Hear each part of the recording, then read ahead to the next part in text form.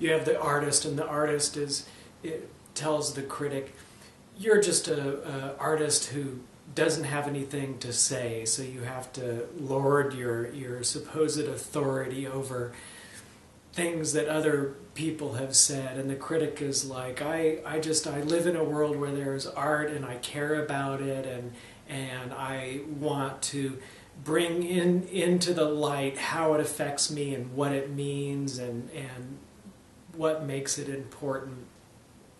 So these two characters are always at odds with each other. You want to turn this scenario around.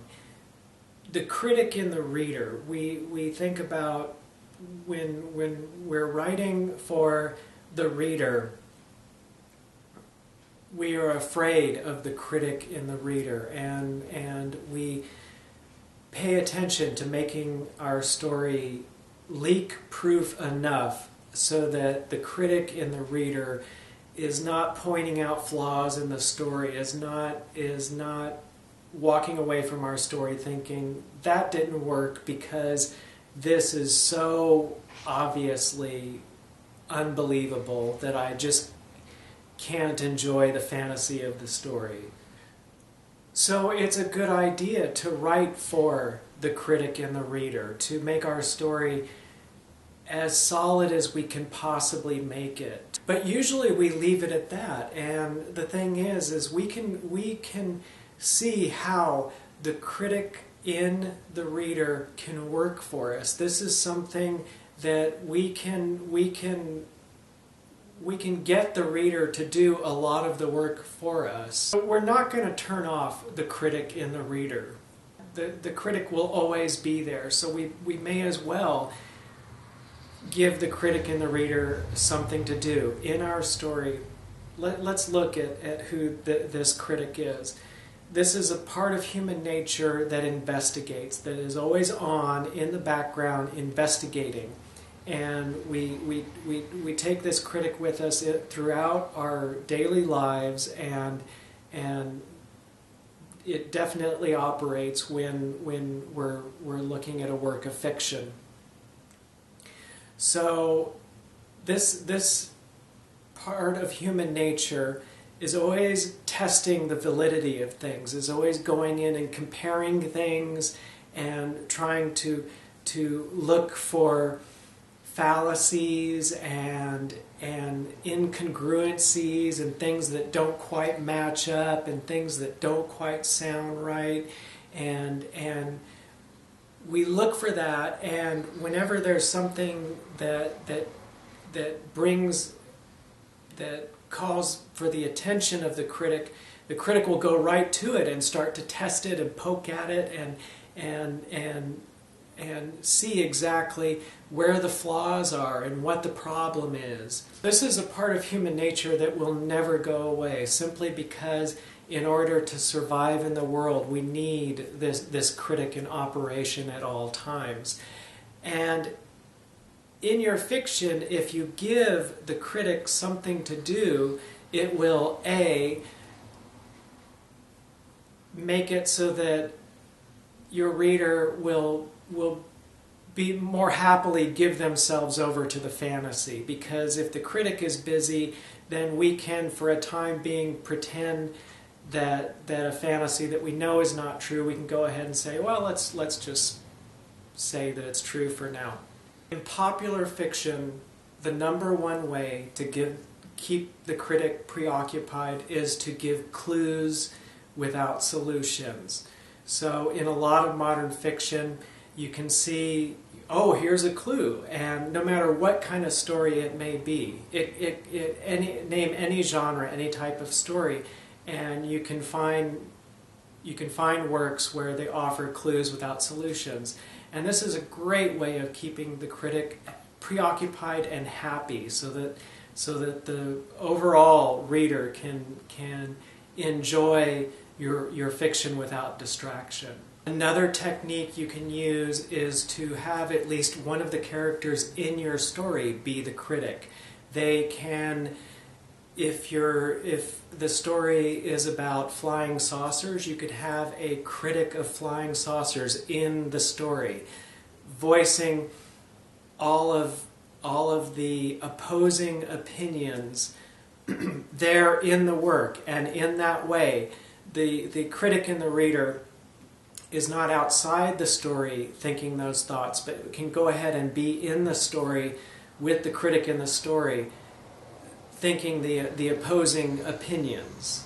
So a funny thing happens when you do this. So you have, let's just say the story is about flying saucers, and you have a critic in the story giving exactly the arguments that make the whole scenario totally unbelievable. Well, then what you can do is, in the story, then you can have a flying saucer or something that normally a reader of fiction would say, oh, I can't buy this story. But because you had the critic in the earlier scene, now the reader can go ahead and buy the story, because you have a critic within the story who's dumbfounded and has had their disbelief for all eyes to see within the story proven wrong. So I've talked about wanting to make sure your fiction is written in such a way so that the reader will be able to suspend disbelief. There's nothing in your fiction that would make the critic say, oh, well, I'm not going to buy that. It's a leaky boat. There are obviously things that are not well thought out. There are things that are just incongruent in the story. So we've covered that level. The second level is the idea of actually keeping the critic occupied while the reader is reading the story.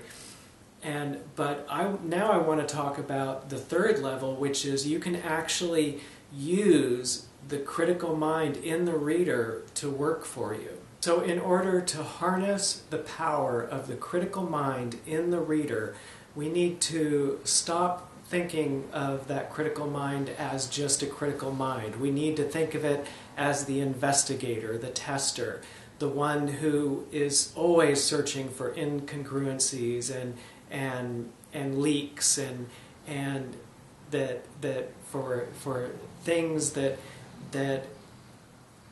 have to do with what is true and what is not true, and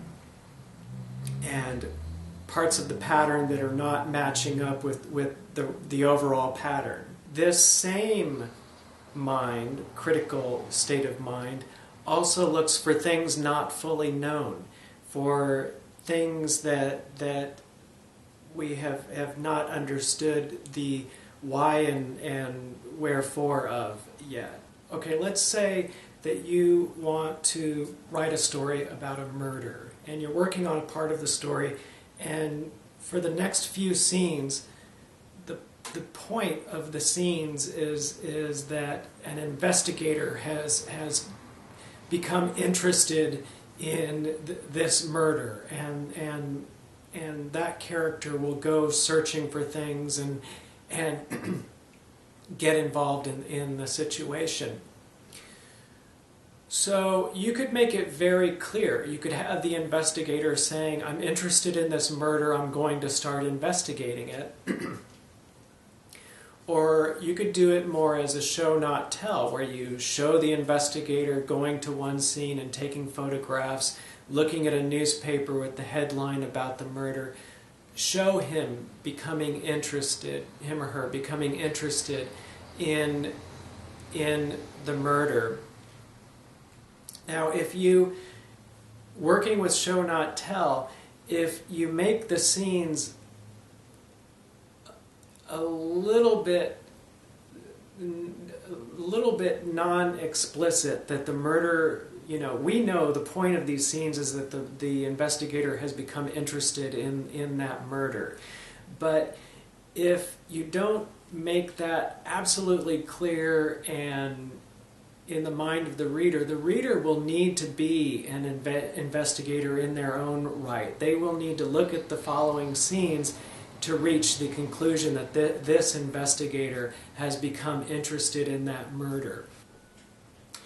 We, the writers, know the point of the scenes. We know that when we depict the investigator taking photographs at a certain site, looking through some files at different pieces of information, talking to the owner of the diner down the block. We, the writers, it's clear in our mind that what we're getting at, what we're hinting at, is that the investigator has become interested in this murder. But through show not tell, we're leaving it to the reader to figure out. And if we give enough clues, the critical mind in the reader is going to really plug in to this part of the story. They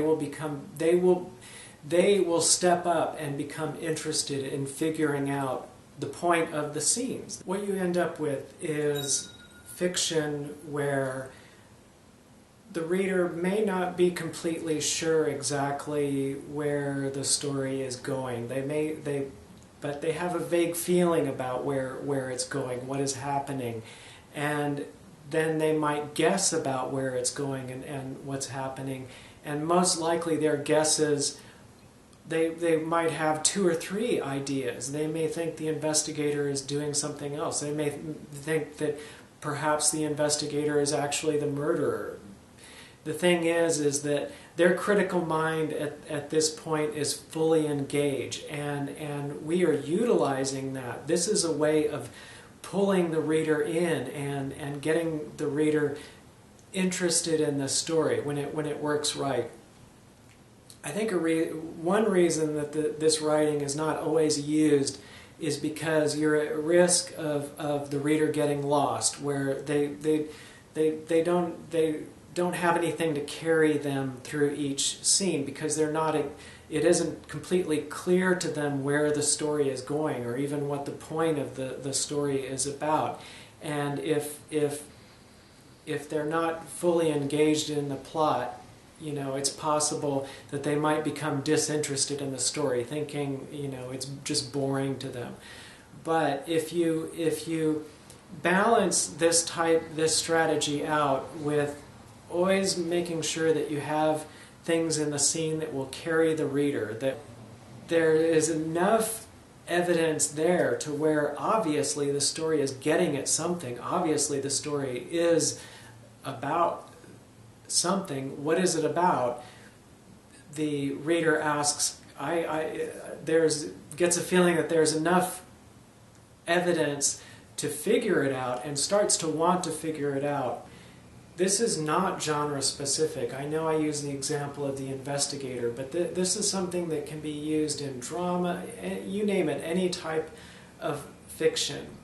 There are movies where the entire movie, it is not explicit what the main point of the story is. What there is, you can sense a plot operating there, but it is very much left to the audience, the reader, where the story is going and what it's about and what exactly is happening with the characters. You can tell that something is definitely happening, but they leave it up to the audience to figure it out and put the pieces together. Have faith in the power of providing clues and evidence. In the writing, it seems like you're providing very little for the reader to feed off of, but that very little is just the kind of thing that the critic in the reader's mind will latch on to and investigate, and that will make the story more real for the reader. If you have a character who is going through a powerful emotion, say that they've just received bad news and you really want to convey to the reader how devastated they are, the idea of providing just a few clues about their inner devastation, I know for me sometimes I'm like, I'm just providing a couple of clues. Will the reader feel that devastation? Trust that the clues and the evidence. Think about it in real life. Think about if you talk to someone and they say or do something that you walk away going, whoa, what is going on with them? Try to remember these moments and think, okay, this is a situation where I just received a small clue, a little bit of evidence, and from that I feel the power of their great joy or great devastation or their great anticipation. From that, I feel as if it was expounded upon, and you know, the power of clues and evidence, if well thought out, can carry the story. And an adult mind is at least 60% critical thinking. In an adult mind, that is the way we see the world, and that it, to a great percentage, more than half of our mind, that is how we enjoy fiction. I hope this information has been helpful to you. If you want to encourage me to make more of these tutorials, please hit the like button, leave a comment, and subscribe. And also, if you have any time, please visit the illustrated story I'm working on at solomation.com. And I hope your writing and artwork goes